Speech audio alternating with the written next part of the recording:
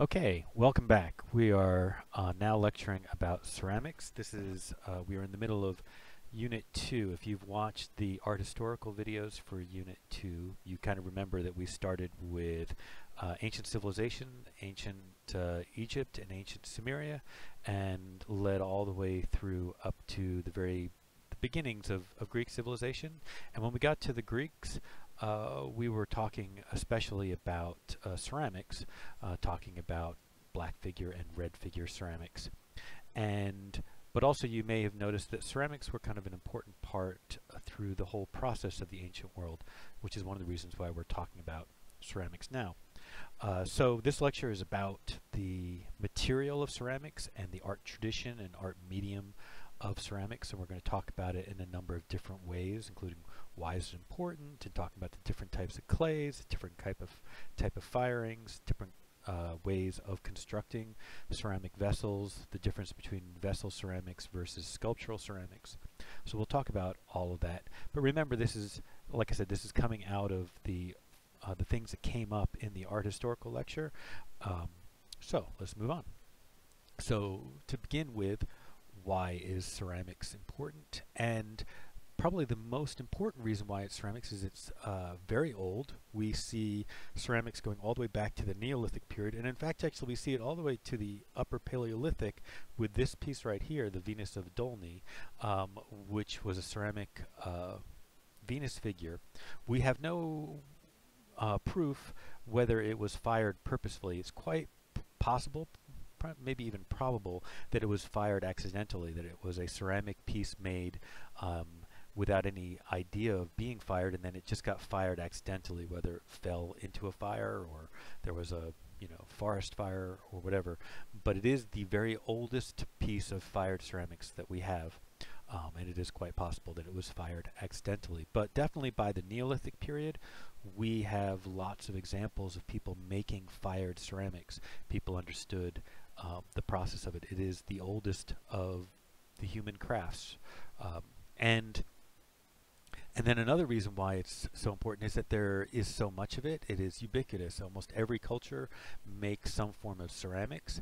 And because of that, it is very useful in terms of, for archaeologists, for dating periods, for making creating evidence of the intermixing between cultures, because ceramics often have very distinct forms and very distinct types of decorations, which are very specific to particular types of people and particular times. And because of that, those shards are very useful at dating and showing us the intermingling of people. And also another really important thing about those shards, is that they're pretty much indestructible. A ceramic pot is easy to shatter, but once it's shattered into little pieces, those shards are almost impossible to destroy. They get into the ground and they last forever. So those are some various reasons why ceramics is really important. It's also beautiful, and there are lots of really good examples of beautiful ceramics. So another thing I want to cover in this lecture are the different ways that people make vessels, and one of them is hand building. The simplest form of hand building is called a pinch pot, where you simply just use your fingers to squeeze a pot form. We have an example up there. Probably one of the most famous types of hand building is called coil building. We have an example of someone working on a coil build pot where she's using a wooden bowl as a starting base for it and then building up from there. And here's a Maria Martinez piece that from the 40s, a black on black coil pot, and you see it has a super smooth surface. So even using the coil pot method, it doesn't necessarily mean you're making a piece that's going to show that process. It can be very elegant and look just as perfect as a wheel-thrown vessel.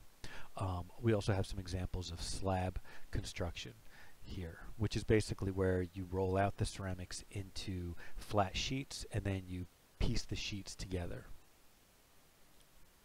There are three basic types of ceramics, and although sometimes ceramicists often make personal mixtures of their clays, but generally we refer to clays fitting into three main categories.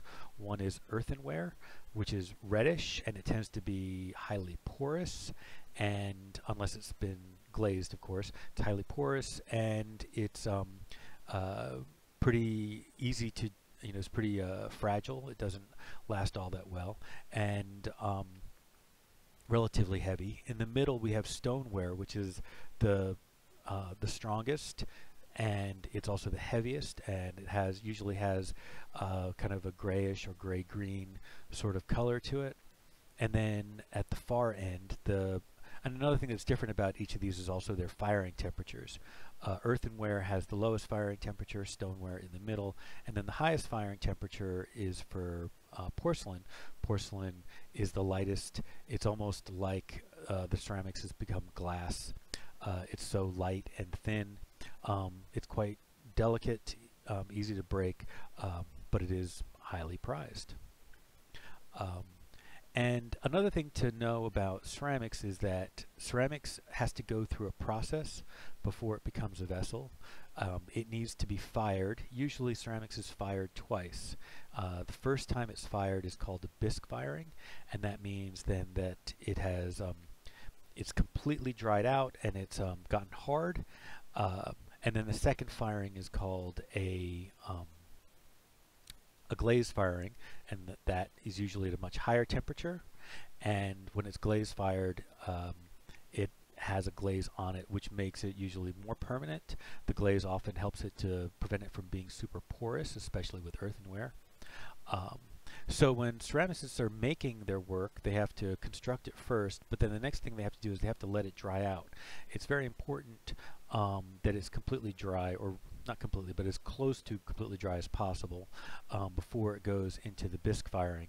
And that's why when it's sitting on the ledge, it's often referred to as greenware, meaning that it hasn't completely dried. And then when it is completely dry, ceramicists usually refer to that as bone dry. And lastly, for this part, before I start talking about ceramics in the next video, I just want to talk about some of the ceramics that I find especially beautiful. For me, I'm moved by a lot of different ceramics. I'm always moved when I see Greek ceramic pots, black figure and red figure, but I'm also very moved when I see Chinese ceramics, especially of the Tang and Sung dynasty. The last time I was at the Metropolitan Museum of Art, they had a great collection of pieces much like this. In fact, actually, I think that Northern Sung Dynasty piece is actually at the Metropolitan Museum of Art. And these are very simple but incredibly elegant and refined, and just about some of the most beautiful objects in the world. And so lastly, you can see the influence of Chinese ceramics on Japanese ceramics, but Japanese ceramics started to go into its own direction. Most notably, and this will be very important in terms of its relationship to 20th century art, Japanese ceramics became more and more interested in the intimate and informal qualities of ceramics, and making ceramics that are not perfect, but perfect in its own way.